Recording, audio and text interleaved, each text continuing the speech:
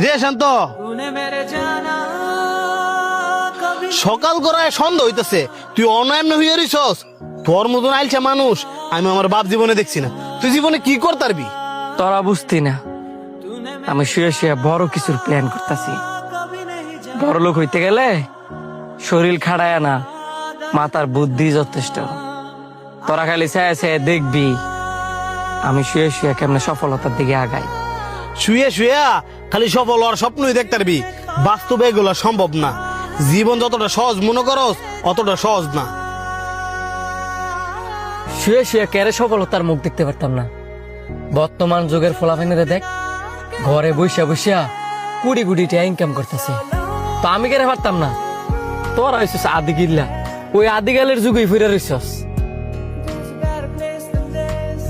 ওরে আমার এলন মার্কসের খালাতো ভাই, যারা গর্ব ইনকাম করে তারাও দিনে 12-14 ঘন্টা কম্পিউটারের সামনে বইয়া ব্রেন খাড়ায়া কিবোর্ড টিপতে টিপতে আঙ্গুল ক্ষয় বানা আলায়। ওই তোমার মতন খোলা আকাশের নিচে হইয়া স্বপ্ন দেয় না। শুন শান্ত, তোর একটা কথা কই, গাছের গোড়ায় পানি না দিলে যেমন ওই গাছ থেকে ফলের আশা করা যায় না, তেমনি প্রত্যেকটা মানুষের ক্ষেত্রে পরিশ্রম না করলে সফলতা অর্জন করা যায় না। এই যে তুই এনে শুয়ে শুয়া যে সময়টা নষ্ট করতেছস, ওই সময়টা যদি তুই পরিশ্রম করতি তাহলে তুই আজকে সফলতা দেওয়া পাইতি। সানি একদম ঠিক কথা কইছে। শুয়ে শুয়ে কেবল একটা জিনিসই পাওয়া যায়। কি পাওয়া যাইব? কি পাওয়া যাইব? পিঠের ব্যথা আর অলসতা। টাকা এমনি এমনি আসে না, পরিশ্রম আর কষ্ট দিয়া টাকা টাইনা টাইনা আনা লাগে।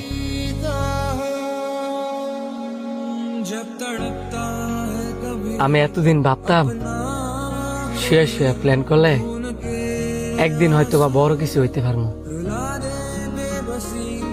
কিন্তু তোরা ঠিকই কইছস। আমি শুয়ে শুয়ে প্ল্যান করলে ফিট ব্যথা আর অলসতা ছাড়া পৃথিবীর কোনো কিছু অর্জন করতে পারতাম না। আমি যখন শুয়ে শুয়ে স্বপ্ন দেখি, চিন্তা করি আজকে এই ব্যবসা করবো তো কালকে ওই ব্যবসা করবো, আমি না কোনো ব্যবসার মধ্যে স্থির হইতে পারতাছি না। স্থির করতে পারবি কেমনে?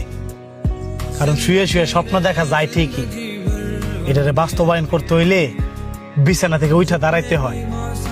অলসতা না, পরিশ্রমী হচ্ছে একমাত্র সফলতার চাবিকাঠি। তুই ঠিক কইছিস বন্ধু, আমি শুয়ে শুয়ে স্বপ্ন না দেখিয়া এখন থেকে কঠোর পরিশ্রম করবো।